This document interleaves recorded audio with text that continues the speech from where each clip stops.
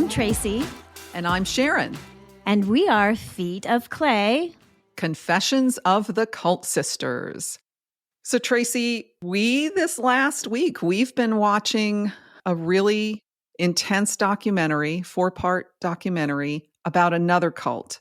And I'm sure many of our listeners will have seen Shiny Happy People, which goes into the story, kind of the behind the scenes story of the Duggar family. And even more importantly, focuses on the teachings of Bill Gothard and the Institute for Basic Life Principles, otherwise known as IBLP. We wanted to give listeners a heads up and a warning that in this series, we will be discussing triggering and disturbing topics such as severe spanking rituals and physical child abuse, mental health struggles, fear of the satanic and curses, arranged marriages, physical and sexual assault and abuse, and we advise that listener discretion be used. Please take care of yourself. IBLP, yes. And, this has been a very hard documentary for me to watch. I think I was talking to somebody recently. It is really hard to be in the homeschooling movement and not be reached by the tentacles of Bill Gothard, either through families that you're doing homeschool co-ops together. And then, of course, for me, when I was in my youth group back in El Paso, and this would have been in 1979, I was chosen as one of the on fire youth to go to the Bill Gothard week-long seminar, which is the Basic Youth Conflicts, where you become a lifelong member. I would get the yearly annual update from Bill Gothard every year. And, at 15 years old, that was my introduction to Bill Gothard's principles. And did you buy into it? Did you totally buy into it? I bought into most everything because, I didn't come from a churched background. And so I was eager to take these notes. And, I think as we'll hear more in the story and as the documentary points out so well, it's giving you the manual for life, Mm-hmm. And, for those who aren't super familiar with my story, I did come from an alcoholic home. My sister had gone the way of drugs, sex, and rock and roll. She had ended up getting kicked out of the house. And so I was very eager to learn these principles that would keep me, from that pathway. Right. Basic life principles, right? Basic life principles. And he did, have some stance on rock and roll music, which I absolutely bought into. So did you stop? You stopped listening to rock? Oh, absolutely. So, I was 15 as I was coming into... Okay, wait, I just got to say, when you're keeping count on who was more spiritual in that, you give yourself a point, sister, because I didn't stop. Give myself a point, which, we'll get into in our other episodes, more of our story, and I want to get to Abigail's story, but I just wanted to preface it by saying it's infiltrated into so many aspects of Christianity. And my church was a charismatic, non-denominational church that sent us. So I know it has lots of ties with the Southern Baptist and kind of those deeply fundamental churches. But I was coming from a non-denominational, charismatic renewal and was sent by my church to adopt these principles back. And again, the authority of the parents was something very much taught. And of course, I'm a new Christian to an unsaved father, but absolutely still needing to come under his authority. And so, and then fast forward, I homeschooled my kids, and you can't get away from the Bill Gothard theologies and principles. So I watched this documentary with everything that people are saying. I cried. I had to walk away at different points. I had to take moments of pause.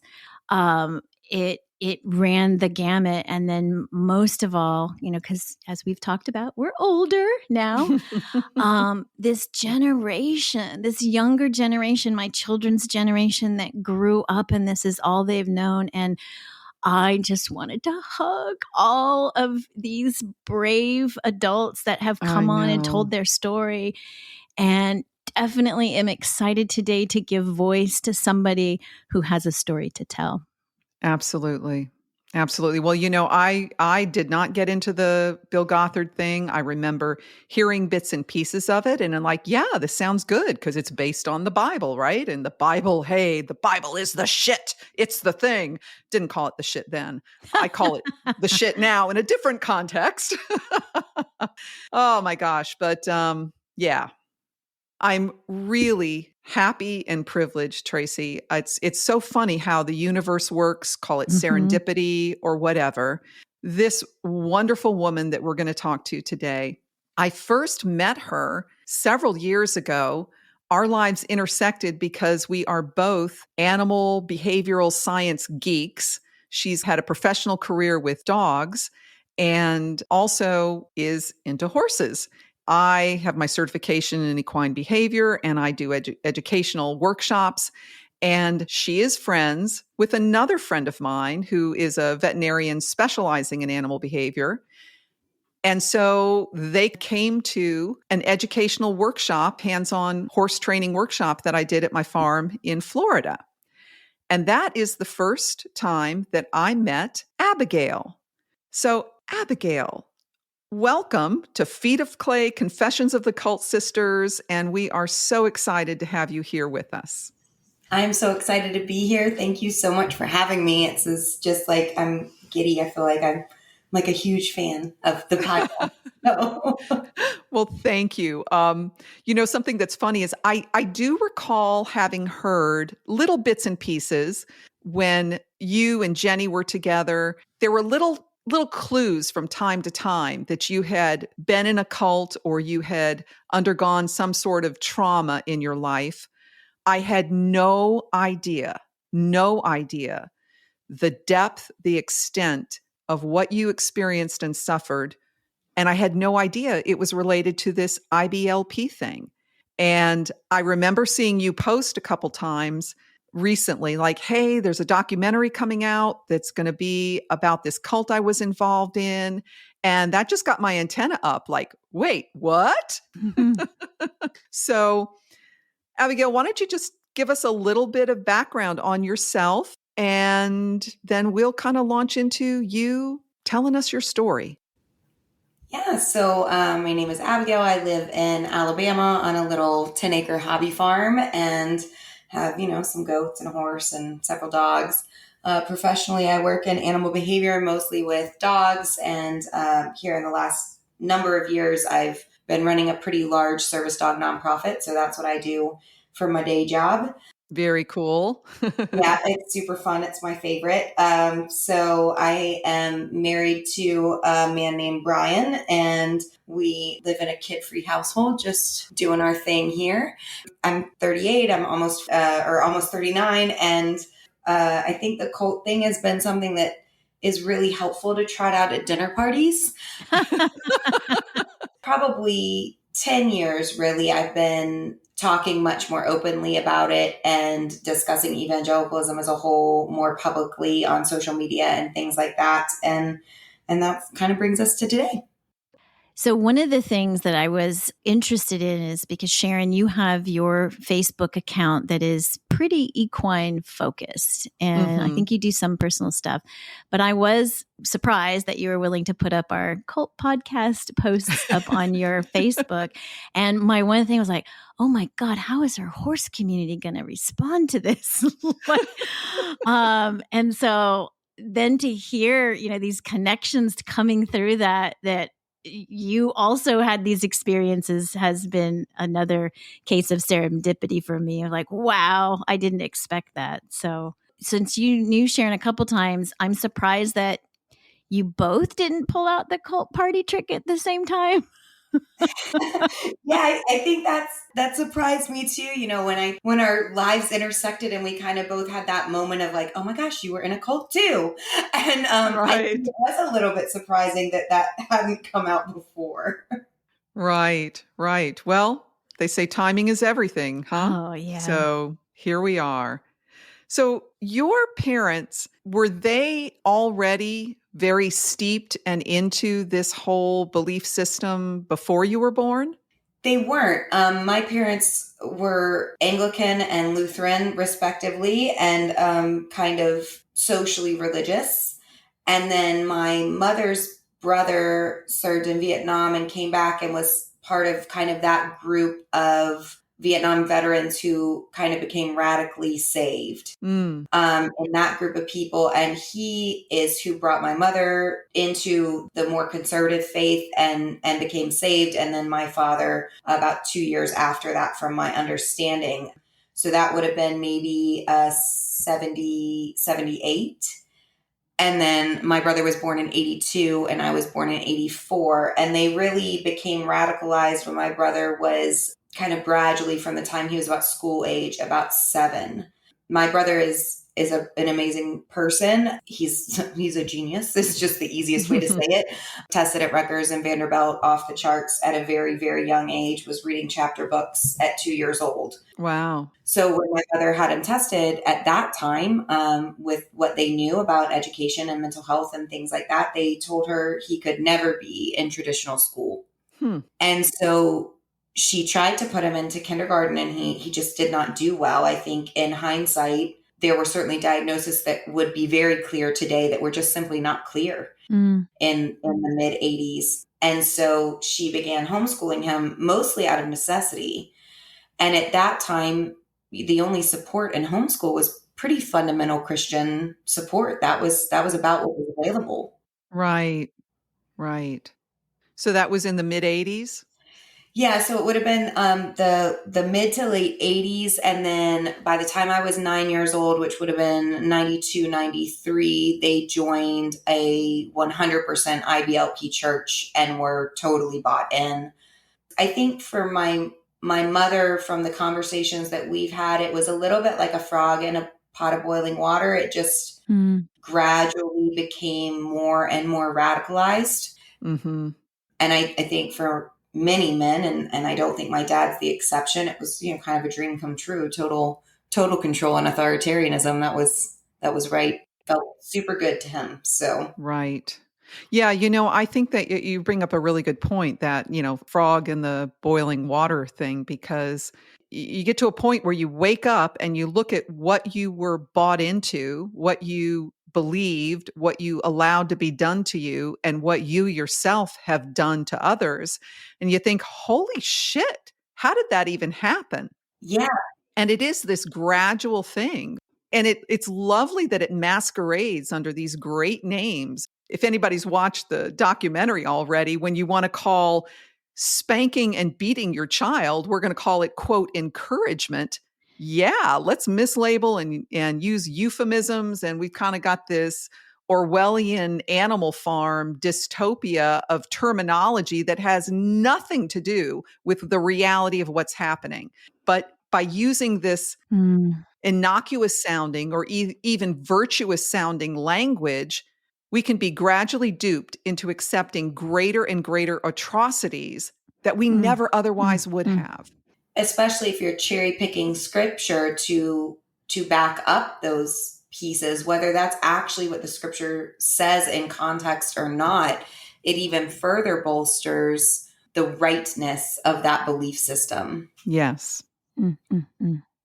Yeah, those are such good points. That's been something I've been thinking about through the movie Jesus Revolution that just came out, and kind of depicting this time of the turmoil of, the 60s and 70s with the Vietnam War, which impacted me because my father also went off to Vietnam, and how then you have this wave of Christianity coming that's, love and joy and peace, which drew me. And so I've had to take a step back a lot recently. And I look from the beginning of that, of my Jesus freak days, of where I can say I much more genuinely loved everybody and just wanted to share this, joy and peace that was reaching into my life, to then this being able to look from the beginning to where I know I ended up with the big glasses and the curly hair and the dress and the no birth control. And then, most egregiously, the discipline that we brought into our household. And like, how do you get from point A of this Jesus, love, joy, and peace to this? And so I think, Abigail, you make a great point of it is that slow, gradual boiling. Slippery slope. Yeah.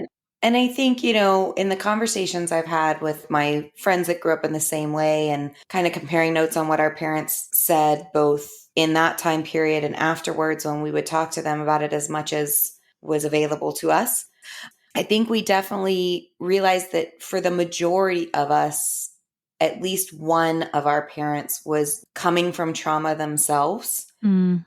and really searching for anything that would give a guarantee or an answer to not traumatize their own children. And I think that to come to terms with that as an adult, that is true, but also not permissive Right. has been a huge piece of this journey for me that is still very much ongoing. Is there is responsibility for what my parents and other parents did, but I also have a lot of empathy for the trauma that they were escaping and trying to benefit us in just a really broken and wrong way. Yeah. Fucked up. Really, Yeah, really fucked super, up super way. fucked up. Yeah. That speaks so much to your character and your beauty that you can step back from some of the stuff that's been done to you and kind of see how that beginning is. So, Yeah, I think that brings back the animal behavior nerd piece. mm, I have been mm. really eager to dissect it and understand it from pretty early on, that was super important to me to behaviorally at least understand what happened. Oh, yeah. Yeah, Right. that's good. Right. Our behavior nerds will understand this, but we look at there's so much of this classical conditioning and emotional association that really fucks up these brain connections and decision making. And for me, having gone through a whole variety of childhood trauma and knowing that my wholehearted diving in headfirst to the whole Jesus thing was about trying to make sense of my world, trying to find some emotional comfort, some ability to cope. It comes from that, and those underlying emotional traumatic experiences, they really do shape how we view the world around us, then the conscious decisions that we make thereafter. Mm-hmm. Absolutely. Abigail, so how old were you? Were you homeschooled from the very beginning? I was homeschooled K through 12, mostly because my mom was afraid that I would feel less than or other since my brother by necessity was homeschooled. I see. And so she really kept me home, especially in the early first 2 years. She kept me home less out of fundamental belief systems and more because she didn't want me to think that she didn't want to be with me and she did want to be with my brother. That was a big fear of hers. Mm-hmm. So in the first couple of years, I was home just because he was home. And then I think they went pretty well. And she was like, "Oh, I actually can teach a child how to read." And it was fine.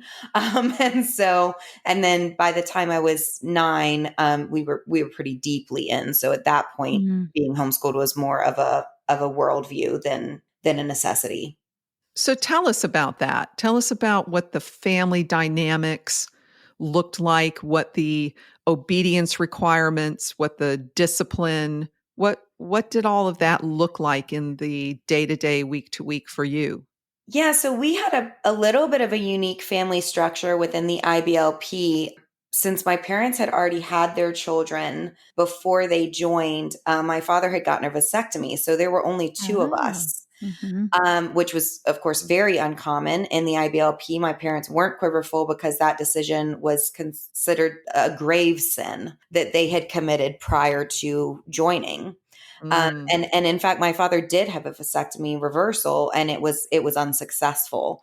But that was certainly a big thing. And vasectomy reversal babies in the IBLP are a big thing. Like if God blesses you after a vasectomy reversal, that's a huge deal. Like if you have more kids, he forgives you, and if you don't, he hasn't.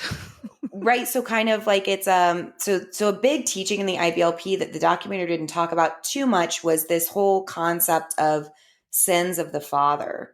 Mm. So you have your own sins, then your parents have their sins, your grandparents have your sins, and God can Mm-hmm. judge you on sins that are Mhm. not even your own. Yes, he does bring that out in the basic youth principles, and that did strike me very much because, of course, my father is an alcoholic, and that's Mm. terrifying. I was actually convinced for years that I would probably marry an alcoholic coming from those teachings because I think he actually lays out examples of how this happens and this happens and that Yes, he happens. does. And then Youth with a Mission also picks up on that teaching. So again, that teaching isn't just isolated to them. You hear it in other different disciplines. And oh, I'm really glad you pointed that out because that is a really big one. So continue. Yes. So that must have been intense for you all. This idea that my parents had each had a very brief first marriage before meeting each other, and then, of course, not quote unquote trusting God with their family was always present in my worldview. I don't ever remember not knowing that and having that be a huge burden on the family. And then, of course, we went to an IBLP exclusive church, so which meant that every family in the church was IBLP, and I think something like 98% of the church body was homeschooling, maybe more than that. Wow. I don't specifically recall a family that wasn't homeschooling. So I want to go back for just one second, Abigail, to this thing of, your parents and these sins of the father scripture. Your parents had previous marriages, so they're married, divorced, remarried, Mm-hmm. huge, big black sin. Your father's had a vasectomy, another huge black sin. Mm-hmm. So I would imagine you lived under a sense of overall shame, Mm-hmm. like just this sense of shame, and our family is less than and we don't measure up. So within this very intense structure and these virtues that are being extolled and held up as this is the ultimate, you guys could never, ever, ever measure up as a family. Right, because there were only two of us, so my father's quiver could never be full, Mm. because there were just the two. And that was always present. It was also instantly identifiable to anyone within the Mm, IBLP from the outside that there were just the two of us. mm, And so that was always present. Of course, I was 9 years old when we joined the church, and then things started changing very quickly. I had a little short 9-year-old girl pixie haircut, the short kind that mommies do when they Mhm. don't want to brush their kids' hair. Mhm. So I had one of those, and I wore pants and those things. And I have a very vivid memory of very shortly after beginning to attend Calvary, the cult church, of being in the girls' bathroom, and I had on one of those bubble onesies, that kids Yeah. in the 80s wore with the long pants, but they were bubbly. mhm, Mhm. And um and I remember a girl walking in and saying, mm. "You look like a boy and you should wear a dress and your hair is too short." And she was my age.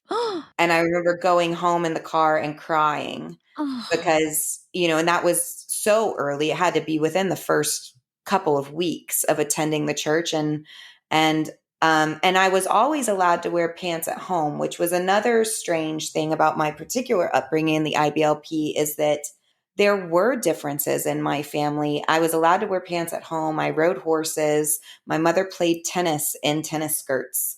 Mhm. There were things that happened in my home that didn't happen in the average family's home in the IBLP. But then when you went to church, which of course was 3 times a week, Wednesday, Sunday, twice, you completely changed the rules to attend the services. And we were taught that we did that out of respect and Mm, not causing your brother to stumble, and purity culture and all of those things kind of layered in. And then my father worked out of the country. So while most families in the IBLP are incredibly father centric, my father was out of the country at least 4 weeks out of the country, 2 weeks in the country at minimum, Mm. my whole childhood. So it was a very interesting difference in my family that was very othering from the very beginning. And also, since my father had had a previous marriage, he could not be in leadership at the church.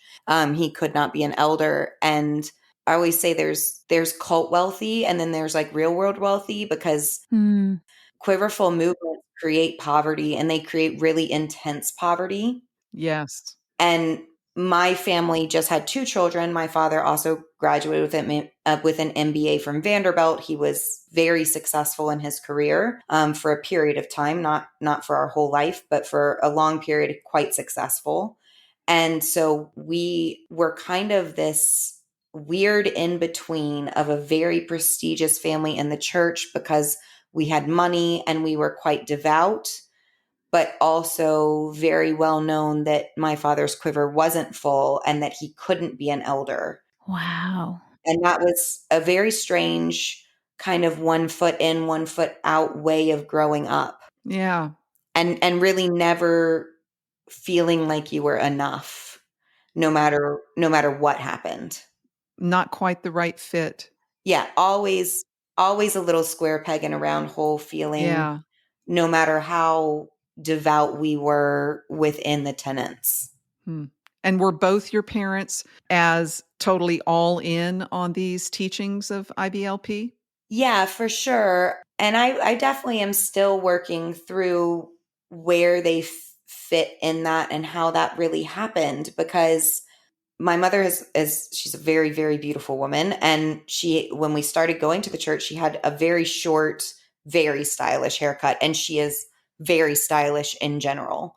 And it was so odd. I remember being young, watching her grow her hair out and begin to look like frumpy. It was so bizarre because she really, her whole life has been such a fashion icon, except for that 10 to 15 year period of being in this cult. And like, to look at pictures now is just so strange because it just isn't her. And I do have lots of questions about how that happened. And how it happened so fully, and how she taught things that I know she didn't believe herself, but she taught us those things. And I think a lot of it had to do with fear of making a mistake. I think she was terrified that she was going to make a mistake. And I think a lot of that came from her own childhood trauma. And for my father, I just think the idea of being in control was just enormously seductive. Yeah. It's a high. It's a high for a lot of men. Yeah, I was just saying to Sharon yesterday, we were driving, and I'm like, whose idea is this to give young male egos total power and control and say, you get, They made the idea themselves. yeah, you get to make the decisions. You are the one that hears from God. It's like, this is such a bad idea and has borne such bad fruit. Well, it was so strange in my own family because my dad was not a good decision maker. Like, it was a terrible idea to let him make decisions. He wasn't a good decision maker. So with him traveling so much though, so if he's gone for, 4 weeks out, 2 weeks home, how much of the discipline or other things fell to your mom? Because I think this is long before there was easy internet, WhatsApp, quick, easy calls. Yeah, we were the first family I knew that got the internet, and I was in high school. So Wow. long distance calls from Europe happened rarely. Some of those calls were disciplinary, but a huge amount of that burden fell on my mother. And while I do think that was somewhat unique to my family, I think it's far less unique than what the IBLP would like for people to believe. I think that you had fathers that were trying to support, a dozen children on a relatively low education salary. And so they were working 2-3 jobs. And it did fall on the mothers to somehow be totally submissive, but also completely burdened with all of the execution of the family. And I Right. think that was enormously common. I think you're exactly right. And I know Sharon and I, for the listeners who don't know, because I don't think we've had a full episode on that, but I have 5 kids. She has 5 kids. They came one right after the other because we were not using birth control and trusting God. Until we couldn't take it anymore. And so we joke of we hit 5 and we're like, we're out. But most of our friends circle, or many of our friends circles, have 9 and 10 and 11. And the amount of financial strain is its own story. And what I've heard from a lot of survivors is a lot of the abuse did come from the mothers. And I think now we know in a lot of mental health, like they're nursing and having babies and nursing, having babies and not getting sleep. And they have to homeschool all these kids. And the sheer stress and anxiety of all of that, just the short tempers and the short fuses. And absolutely can look back in moments of my past where I was at my end and, the child did something that they weren't supposed to do and you snap. And always felt guilty because I knew that wasn't the preferred method, but you put this mix of a stew of all of this exhaustion and being worn out. And I think it did happen a lot more than the documentary brought out. Yeah. And I think that discussion about mental stability and exhaustion and parents within this cult, there's something about this that is attracting a certain type of person. And I think it was very attractive to people like my mother who struggled with depression, who struggled with trauma prior to joining. And then you add this enormous amount of pressure to be perfect and to execute perfectly. And in my mother's case, you add in a child that is not a typical child, that requires a challenging parenthood regardless of situation. My brother was a difficult child to parent. He will tell you that. That is not a secret. Without resources, and that you were trying to fit this incredibly non-neurotypical gifted child into this hugely controlling group was horrible. And then I, as the child that figured out the game very, very quickly, that if you just say yes ma'am and do it, you in fact never get spanked. It was such a survival instinct that still affects me to this day. This ability to survive and not rock the boat and go under the radar and do what you need to do to, one, not be a burden to your parent because you are very keenly aware that she is exhausted, and also to simply avoid any attention so that you don't get into trouble. So, Abigail, with that, was your instinct to fly under the radar, comply immediately, instant obedience, as we saw this little kid saying in the documentary, instant obedience? Was that out of having watched severe discipline of your brother? Was that having experienced it yourself? What happened with that? Some of both. My brother certainly got the brunt of corporal punishment just because he was, to his credit, was never willing to accept instant obedience without explanation, which is fair and good. Yes. And he just never could quiet that little voice inside you that says that that's wrong. He never could be quiet about that voice. And I was much more adaptive to abuse, to be very quiet and instantly obedient and at least outwardly shelve that and just take on a lot of inner anxiety. But I certainly was spanked. I think that, in the documentary, that spanking video, of course, of the Pearl spanking video with the rod and the puppet was disturbing. But the spanking video with the little boy on stage was the most disturbing because I don't think any of us had ever seen that video before. And it was so step by step exactly what spanking looked like for me. And I spent the majority of my 20s saying that I did not have harmful spanking because I was never spanked in anger. And I wasn't. That is 100% true. I was never spanked in anger. And that is what is so much more fucking fucked up and screws with your head. Yeah, I was in my early 20s before I realized how primed I had been for trauma bonding, and that I really did not know how to bond with somebody outside of trauma. Yeah. I couldn't do that thing. And I think it was directly because of that very structured spanking that Yeah. the IBLP taught. So I want to comment on this for listeners who may not be familiar. It's this idea that we're not going to discipline our child in anger, but we're going to discipline our child out of love. And we're going to be very intentional, and we're going to be very calm. And you're going to say, Johnny, what you did is wrong. It's a sin, and it makes God sad. And that's why I have to spank you. Do you agree that this is God's law and this is right? And God commands that you be disciplined this way? And Johnny has to say, yes, mommy, or yes, daddy. It's like, okay, come here, lean over, pull down pants, however you're going to do it, take the rod, smack, smack, smack. And if the child does not cry enough or in the right way, the beating will continue until we see that there is a breaking of some sort. And then once that's all done, and who's to say how much they have to cry, how loud it has to be, how long it has to happen. But if they're also fighting it, well, we've got to keep smacking them until they stop fighting it.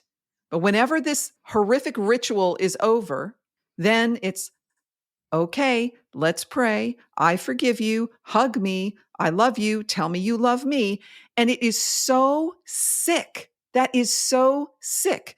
And to people in this culture who think that spanking is okay, and okay, maybe that's better because it's not out of anger. What I just want you to imagine, and I'm going to say trigger warning here, trigger warning.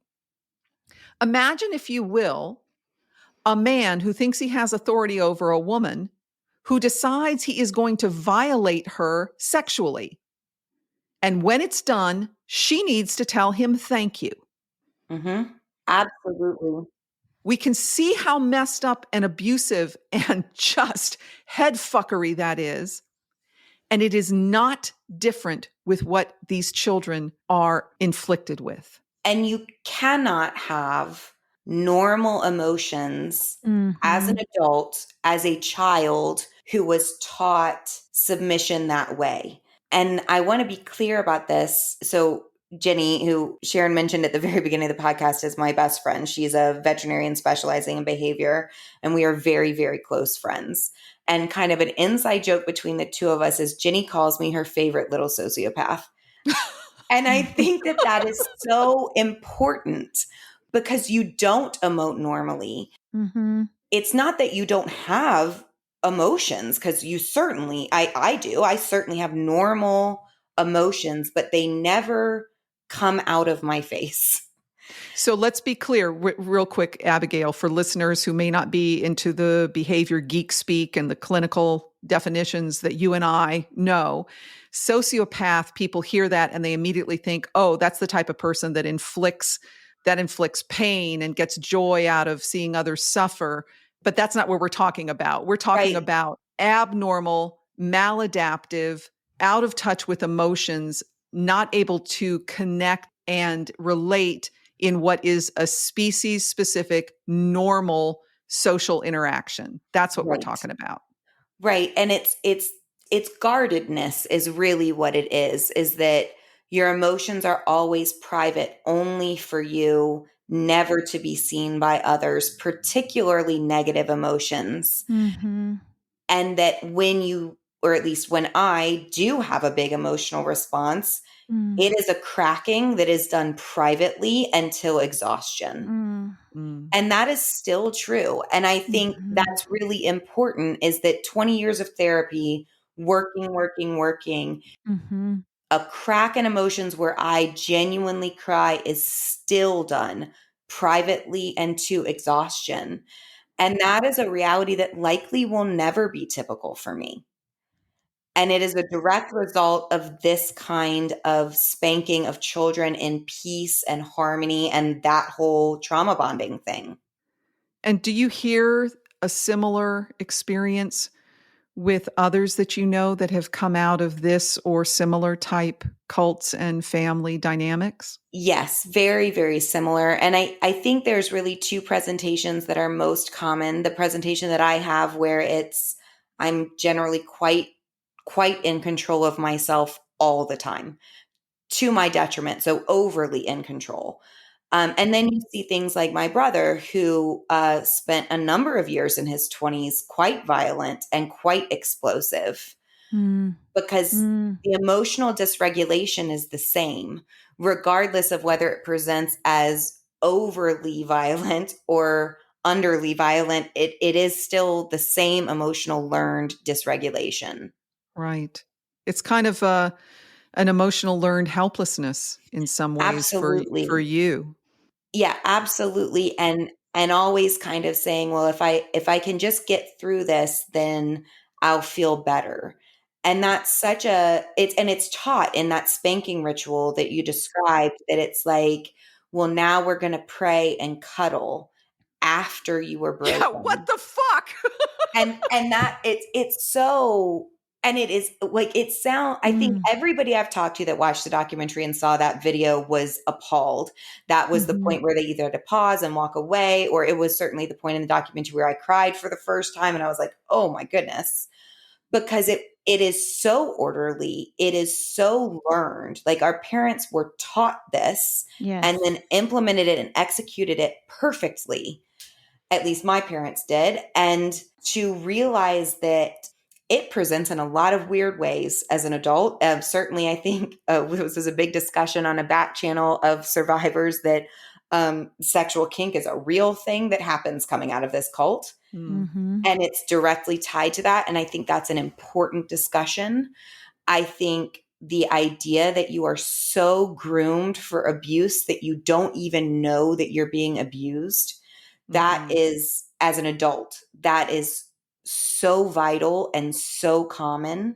And then this inability to, like, it makes me a little bit physically ill to say I love you to somebody that I am not deeply emotionally intimate with. Makes me like a little bit nauseated to this day. Wow. Well, it's this very, very weird, robotic, totally disconnected, totally dissociated. There is no real emotion and connection. And going through the motions and then putting those words on top of it of mommy loves you, daddy loves you. It is just so, I'm just going to call it wicked. It is wicked. It is. It is evil. And that was so well stated, Abigail. And I can't do enough in my life to give voice to you being able to break this down, and survivors like you, and making sure you all have a platform to really communicate the depths of the impact. Because, of course, I'm a perpetrator in this story. And I did walk away and I did apologize. But because I did faithfully carry out these rituals, there will be things in my kids through years of therapy that, like you stated, they will never be able to be what they should have been in a normal environment. And that methodical conditioning and short circuiting of the emotional range and dictating how they're supposed to feel in this situation, and the trauma that records in their physical being, their emotional being, for all the further relationships is so real. And for me, I have to walk carefully because this is my children's story. It's their story to tell. But you, people like you, the survivors that you are friends with, have been an enormous voice of teaching so that I can hear what you are struggling with. And I want so much to amplify your voice in that, and all of the things that you guys have learned, and especially in your support groups, talking to each other. Because I think most people watch that documentary and they're like, okay, this is uncomfortable. This is horrifying. All right, there's spanking. And then people are spanked in lots of different kinds of settings. But this ritual has deep psychological underpinnings that anything more that you want to say about that, I really want to hear it. Plus, you have this background in behavior learning that you've been learning with the animals. And I think your insight on this is just so valuable.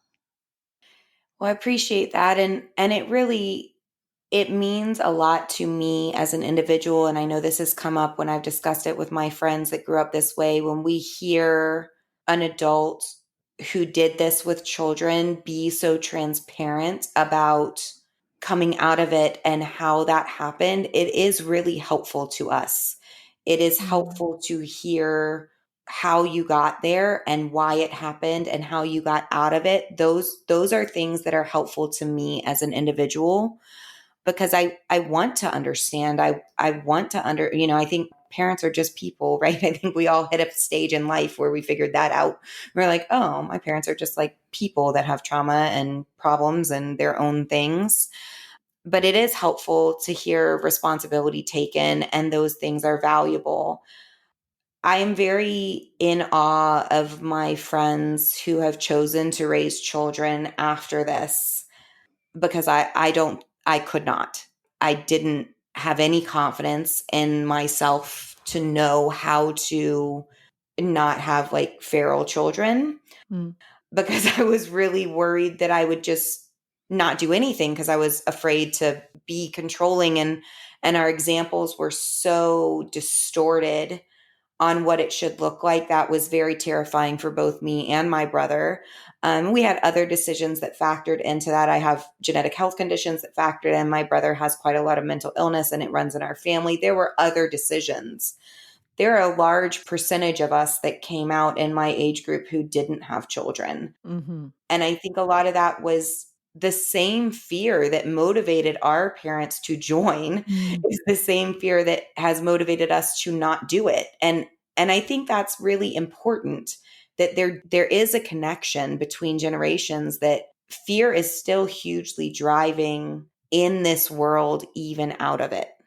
Yes. Circling back to that scripture, that the sins of the fathers are visited upon the children to the next generation. I can't quote it exactly anymore.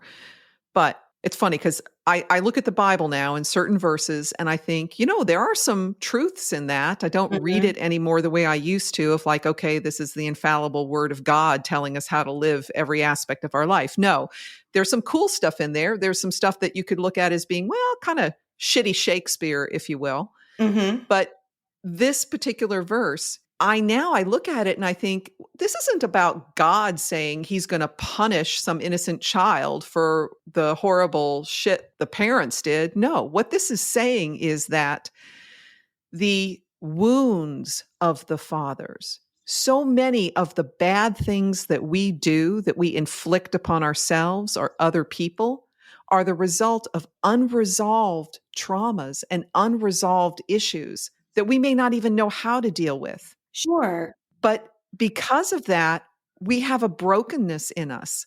And because we don't get it healed and resolved, whether intentionally, which sometimes it is, or unintentionally, which I think is more often the case, our pain is impacting our children. And as they are impacted and have their pain and grow up, it impacts the next generation. And I think that's what this is talking about. And that's why talking amongst generations and being able to say, hey, we fucked up big time and we hurt you and we damaged you. And we want to do all we can to be part of the healing. And maybe we can break this, quote, generational curse so that others in the future are not wounded in these same ways. Absolutely. I think that's so valuable. And the truth has to lie somewhere in the in between, right? This extremist view that was taken in my raising and in the early rearing of your children is extreme, but there is another extreme that I think the truth can only be found in talking amongst generations about how we got there. And certainly, even if it would be possible to include y'all's parents, I think those are where the meaty discussions really happen, where it's, how did we get here? Where is a more educated and more empathetic response to these big questions, because rearing children is hard and it's terrifying. That's so well said. I keep trying to post as much as possible for those. It's on Instagram, feetofclay.cultsisters. I'm genuinely, from the heart of my hearts, I'm so proud of your generation and the ones coming up behind you. You guys have been so thoughtful in this, and you are being educated, and you're looking for those answers and starting those conversations. And I am just so proud of your generation, and especially the ones that came out and started talking about their abuse stories. And you're right, even in the documentary, I think it just kind of glosses over like this 60s kind of, we've heard it a lot in our generation, the sex, drugs, and rock and roll. And that was impactful. I mean, Vietnam impacted my growing up years. It did impact how I wanted to parent and do it differently. That trauma I did bring in. And of course, when you say Jesus heals everything, obviously he didn't heal everything. and then you watch Bill Gothard up there, and we took notes yesterday when we were watching it. I think he uses the word guarantee a couple places, but in He that, does. He loves that word. This is, you're confused, you don't know how to do it. This is the guarantee to have the answers, and how we were such suckers for that. We were. How wild is that? Like, just as an animal behaviorist, like, I would never guarantee the behavior of an animal I am working with. That's insane. That is career suicide to guarantee the behavior of an animal that I am working with. And it's just, when I watched that documentary, that stood out to me so much too, was how many times he said guarantee and promise. Oh my God. Oh my God. And also, like, who was the old looking dude who with the creepy guy with the long hair and beard? That's Mr. Pearl, who's like a straight up child abuser. Oh my literally God. writing a book on how to not get arrested. Yeah. And it's just like training an animal. And I'm like, you know what? Any animal you train, you asshole, will try to run away as far as possible from you. It was so weird to hear him say that. And I was like, oh, I bet your animals are just miserable and also very dangerous. Oh my goodness. Well, on that whole thing of the brokenness of the previous generation, I grew up in a home with, we were very financially well off. My dad was a surgeon. My mom was a pretty intense alcoholic, and it was a very, very abusive, horrible childhood. And I remember thinking, after I was married and the idea of having children, and when I was first married, we used birth control because it was more about working for the kingdom. I didn't get that revelation in truth about no birth control for a few years after that blessed revelation. But I remember thinking about having children, and I imagined this number line, with 0 in the center. And it goes off to 100 in the positive side and 100 negative. And I thought of my childhood as being pretty damn close down to 50 or more negative. And I thought, if I can just give my children an experience that is neutral, just 0, like I had no hope that I would be a positive parent. I had no idea how to do that. I was scared. I didn't know. No good role models. And so it was just like, my greatest hope was that I just wouldn't do too much damage. And that's really sad. Yeah, I think it is sad, but I also think that's really honest. I think that that's a pretty honest viewpoint of my friends that didn't grow up this way, that had children that are just, if I can just get them net neutral, right, that would be better than what I had. And I think that is maybe more human condition than even evangelicalism. Very good point. And I think, to the point of the fathers, the sins of the fathers, which was such a principle, I know what I'm seeing a lot on the TikTok videos and the posts from the survivors of this form of abuse is being cycle breakers. And I've really thought that's really interesting because I think I entered into the depths of the belief system that I did to do just that, to break the generational curses, and then created a whole shitload of new ones that, and so now that whole concept of cycle breakers, it's like so that's why I loved when you said it's really the other my parents, my parenting, and now my kids, and how can we get to the table and say, let's truly be cycle breakers and let's see where this came from. And can we achieve more than being net neutral? Can we actually start to teach principles and health and life to equip even the next generation? Yeah. Emotional connection, emotional awareness of yourself, the ability to identify your feelings and express them and know that it's normal and it's okay. I mean, I see little videos. There's this one of this little Asian boy. We'll have to find it, Tracey, and put a link in. It's a little toddler who's talking with his mom and saying, I was angry and I was having a hard time making good choices because I was angry. And I'm like, oh my God, that is so beautiful and amazing. And that is how we should be raising our children. That is how we should be. I saw that video too, Sharon, and I watched it over and over and over again because I was so interested to see if it looked rehearsed or coerced. And it really didn't. It looked so lovely and about how he feels and how his feelings affect his behavior and his actions, and giving him a fullness of language to express minute differences in feelings. I really did like that video. I watched it a whole bunch of times. And I saw another one, and it was a young woman with her, I don't know, 4-year-old or so. And she was talking about how her child had slapped or did something, to the other child over a toy.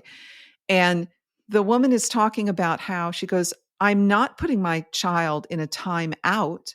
Why would I do this? She's having trouble with her emotions. She's having trouble regulating this conflict of how she feels. So no, I'm going to gather her up in my arms and I'm going to say, honey, we don't hit and hurt other people. No one will hurt and hit you and it be okay. And we can't do this to other people. And what you're feeling is frustration, right? You feel confused. You feel sad. You feel angry. You feel frustrated. I'm here with you. And holding her daughter in her arms and saying, breathe with me. Let me help you through this emotion. That, I'm like, I looked at that blew my mind. I'm like, oh my God, I want that. I want somebody to put their arms around me and say, honey, it's okay. You're struggling with this. I'm here with you. Let's do it together. So it's not a time out. It's a time in. And it just makes me want to cry right now, even thinking of it. I'm like, this is the message we need to bring to every parent. Yeah. Yeah, it's meeting that emotional need and teaching the language for what they're feeling and what's happening. And I mean, at this point, I've been in therapy 20 years. The first 10 was religious therapy, which is a whole different thing. But like at this point, I see my therapist every week, and that's pretty much my therapy appointment, is just help us feel our emotions today and labeling things and still learning those appropriate behaviors and labels and what needs to be acted on and what doesn't need to be acted on, what needs to be resolved and what doesn't need to be resolved. That is still such a huge part of my daily life of still learning those things. And we all are. So that's what I love so much about what you said, because I adopted a practice because I was trying to react against a bad one. Then we enacted a bad one. Your generation is coming out, reacting against that bad one. And it's like, let's come together we've come further on understanding mental health. We understand more about the emotional complexities, what everyone is having to get in therapy. How do we equip us all to collectively, even as a culture, bring this so that we're going to raise a healthy generation in the future? I love it. I love the work you're doing. I love that you met Sharon. I love that you guys are working with animals. I love that you've learned all these principles and are bringing it. It's just think it's beautiful. I love to hear you talk. I think it's such an important message. So, Abigail, you're in this family, you're 9 years old, your parents are going deep into the IBLP rabbit hole. What was your belief? What did you accept? What did you adopt? What did you think about all this God stuff as a child and then in your teen years? So I think as a child, it never really occurred to me to have my own thought about it. I don't particularly remember not swallowing it hook, line, and sinker at any point. I was frustrated that I couldn't wear pants to church. That was frustrating. I felt like it was wildly unfair that the boys could play kickball in the church parking lot and I couldn't. That seemed really hugely unfair. I also thought it was really unfair. So at the ATI, the homeschool curriculum of IBLP, they had the conference every year and the boys got to do this thing called Alert Cadets, which was like the coolest thing ever. It was like a whole week of like Boy Scout camp. They would go rappelling and they would shoot bow and arrows and they'd like wood carve. And it was so much fun. And the girls had to go to this stupid thing called Pre-Excel, where we like learned how to set a table and have a tea party, and it was dumb. And I remember, and we had to wear dresses and the boys got to wear khakis and polo shirts. It was just so stupid.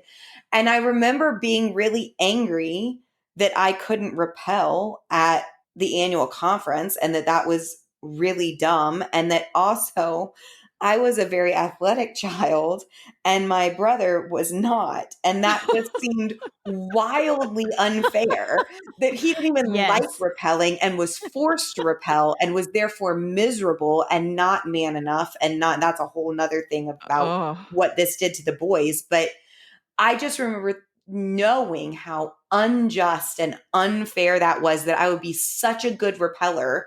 And then stupid Jeffrey had to be forced to repel and he didn't even want to. And I do remember being mad about that. Now, was this, when you think of it was unfair, did you see this as being imposed on you by the adults? Did you see this as God's rule? How did you interpret that? I think probably a little bit of both. And this is again where my own household was complex. I read this article years ago and I'm just so upset I did not save it. But it was talking about how fathers in power have rules for women that are not their daughters. And that was very much true in my home, is that my father had these strong beliefs about women and the place of women and what women should do, but not for his precious baby girl. Interesting. So I was to be a leader and make money and be successful at what I was doing in a way that was a little bit at odds with the theology of what he was also teaching me. And that was always a little bit frustrating. So like my dad loved the fact that I was an elite equestrian. He loved the fact that I was incredibly strong and incredibly fit and those things. So the idea from my father, at least, of being able to rappel off of a wall would have been greatly valued, but not in the context of mixed company, meaning boys and girls together. So a little bit of a double standard or a double life? For sure. There was very much a double life element. And I don't know how unique that is to my family. I think not super unique, but somewhat unique. I was raised in a much more progressive way about being my own person in some ways. And then in other ways taught this complete submission, only pleasing to men. There was kind of a double-mouthed snake about that. That was just really consistent in my whole upbringing. It was very frustrating and very confusing. I definitely was very frustrated by modesty culture, not necessarily purity culture. I believed that very early on and pretty hook, line, and sinker, but modesty culture was frustrating to me because the rules seemed ambiguous and ever changing. Yeah. And that was very frustrating. And Abigail, I do know a little bit more about how things progressed for you in the following years, and I want to do a deep dive into that. But I want to come back to the question of your faith. Did you have a belief in a God? Did you have a belief in Jesus's death and resurrection? Did you Mm-hmm. pray or feel like you had this personal relationship with Jesus? Yes, very much so. I professed Christ as my Savior at 7. I was baptized at 7. I don't have any memory of not deeply believing in a personal relationship with the Trinity and deeply believing the tenets of the faith. I did not question those things. My brother had much, much harder questions and did spend a lot of time questioning very young. He also really struggled with his belief system around the more demonic forces of Christianity, demons and Satan, and Mm, being plagued by demons or possessed by demons. Those were things that from a very young age he was talking about and struggling with and wrestling. And of course, in the IBLP, active and living Satan is a huge tenet of the faith, yes. that Satan is actively Hmm. pursuing your heart, Yes. almost more so than God is in some very weird Yes. ways. Oh my God. That's so well said. That is so right. It's like the devil is after you every single day to try to intervene. And yeah, he's taking kind of more interest in your day to day than God is, right? And he was much more, I think it's a C.S. Lewis quote, and I may be misquoting it, where he talks about the hounds of heaven, where the hounds of heaven are chasing you, and that God is covetous of your heart and that he will keep your heart. That was not taught to us at all. It was that you had to seek God, but Satan was, wily and actively trying to trick you into possession. Yeah. And God was not after your heart in that same pursuit. That's like you as this little sheep. It's up to you to make sure you stay close enough to the shepherd. It's not up to the Yes. shepherd to keep you close and safe. Yeah. Yeah. I see that. I haven't heard that brought out in a lot of stuff I've been listening to. I think that's another really poignant point. And when you Yeah. look at the whole umbrella diagram and just how much emphasis is put on when you're going to get out from under that umbrella where the devil's going to be able to get you. And we had definitely that aspect too, even as you're talking about that double mouthed kind of lifestyle. I would say that was definitely prevalent at Last Days Ministries too, because we did have so many women in kind of leadership positions and we Hmm. would preach this one thing. And so it definitely was confusing. So, And think about the umbrella diagram, right? It's not like the blessings of God are raining on you under the yes. umbrella. Only the fiery darts are raining on you if you're out from under the umbrella. There is no existence blessing of God. That's so Uh, good. It's so good. yeah. And Yeah. it's It's just really fucked up. Like, It is. and then you think about that you're teaching this to tiny children, right? Like we're little Yes. bitty kids, like not allowed to watch Freddy Krueger because we'd have nightmares for months, right? And yet you're teaching these tiny children that yeah. Satan is actively pursuing you and your heart. And my brother had Mm. night terrors that were truly indescribable. Mm, To my knowledge, I'm not sure he sleeps with the lights out to this day. I don't know. He did not sleep with the lights out in the entire time that we cohabitated in a house together. Not wow. one time. Because it's not just the devil after you, but there's a burning lake of fire waiting. Yep. And if you trip up, your loving Heavenly Father is going to send you there. Yeah. And not a drop of water for you. No, no, no. Man. Wow. And there was this underpinning of terror and fear that was so normal that it's really hard to even ferret it out and describe it because it just existed. Mm-hmm. That any wrong move and Satan was going to they used to call it a stronghold in your heart. And there was this diagram, like a grid, and the grid was your heart, and Satan could build strongholds almost like a chess game. Oh my God. And then when all the grid was full, like you were hopeless and there was no salvation. And then there was all this teaching about how to break strongholds in your heart. So it was assumed that you had them. And then the rituals of breaking strongholds was so entrenched in everything we were taught. And I, as an individual, believed that 100%. And I have journals from when I was little, like 9 to 12 years old, just entries on entries of strongholds and prayer and breaking strongholds and re-giving your heart to God. And I mean, just it's so sad to read now because you're just little, you know? You're just little. Just a kid. Wow. Abigail, this has been painful and wonderful, both. And there's so much more of your story and your journey for us to share. Right?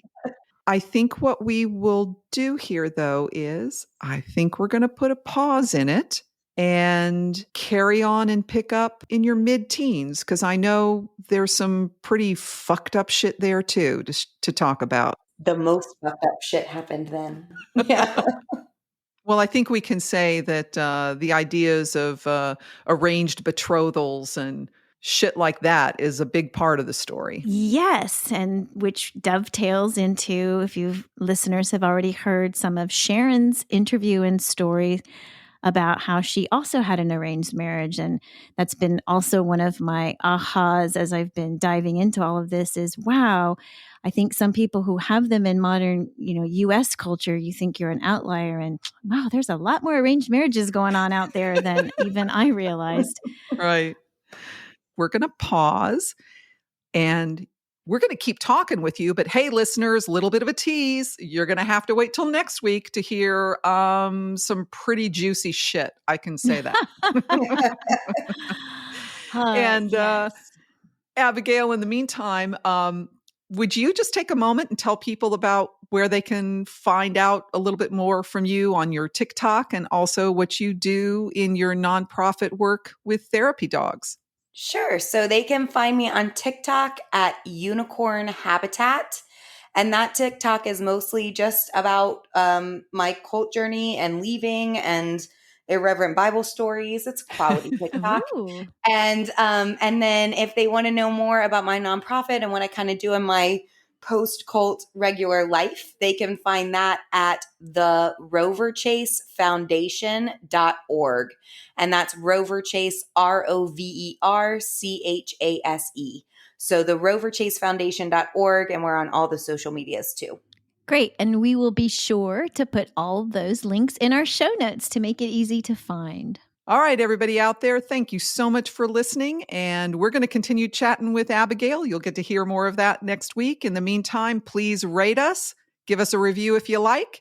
Find us on Instagram, feetofclay.cultsisters. And we'll see you next time. Tracey, you want to say goodbye? Goodbye. See you next